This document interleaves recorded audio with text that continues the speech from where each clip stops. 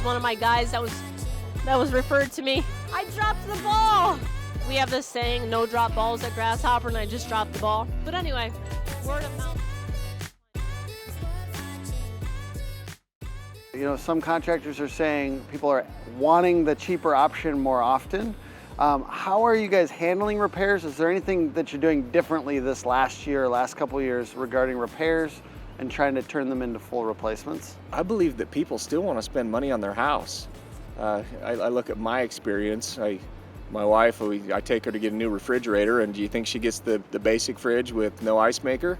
No, she wants the shiny fridge with an ice maker and water and everything to go with it, right? People still want the cool stuff in their house, and when it comes to equipment, the only reason they're not buying the cool stuff is you didn't show it to them, right? They're going to go with the basic if that's what you present. But if you give them a full range of options and they can see that your furnace has an ice maker, if you know what I mean, they want that cool stuff. We have such cool technology with HVAC equipment nowadays. If you present options and you help them understand what's available, they're going to spend the money for the better stuff. When you slow it down, inform and educate, and you're able to diagnose not just what's wrong with the system right now, but the entire system as a whole, that client is able to make their best informed decision. You know, at Grasshopper, we create opportunities that change lives, and the second part of that is and lead people to make great decisions.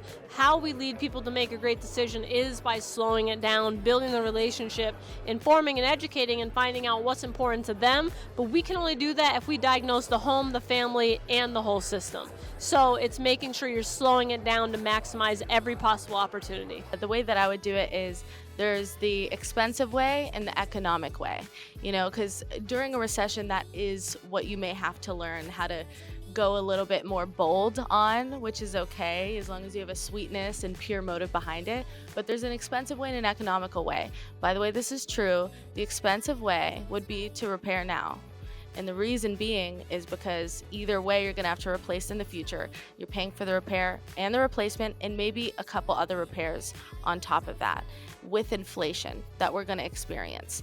If you replace, we have these financing options and you're paying for it just one time now and you're covered for the next 12 years, that you have peace of mind with an affordable payment there.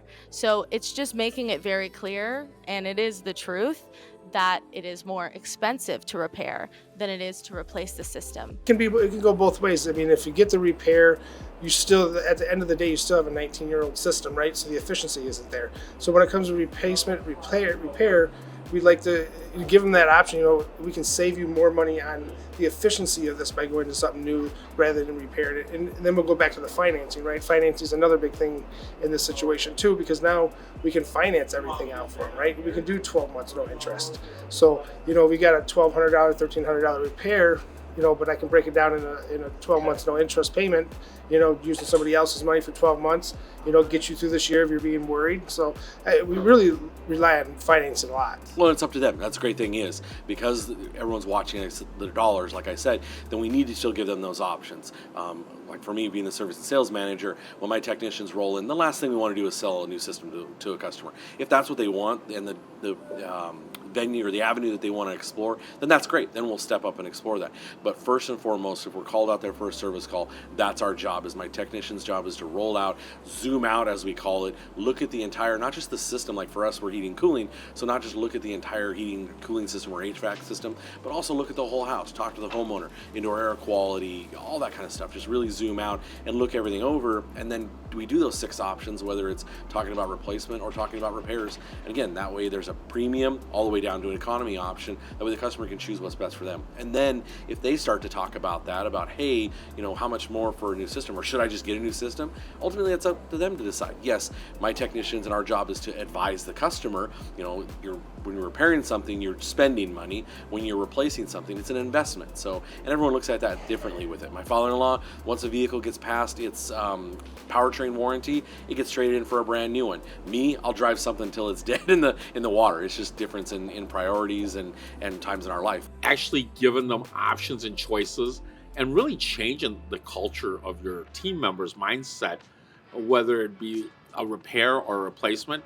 Any choice of the customers is probably a good choice. It's where they're at in their life. My parents, who have plenty of money in their retirement right now, they would go with the premium system because they don't want to deal with the hassle. My brother, younger brother, on the other hand, starting a new family and not having the means to finance possibly, they may go with a repair rather than a full system replacement. It's really about giving the customer the power, empowering them to make a great choice and guiding them, kind of like being their concierge of the heating industry. I guess service MVP, Yeah. right? I guess they're kind of teaching us how to like go about all that. From what we know and from, I guess, our friends who are in this service MVP, it's been helping their turnover rate. I guess these options really are like producing a lot, right? I think it takes away the customers like want to get further opinions because you're giving them so many options up front.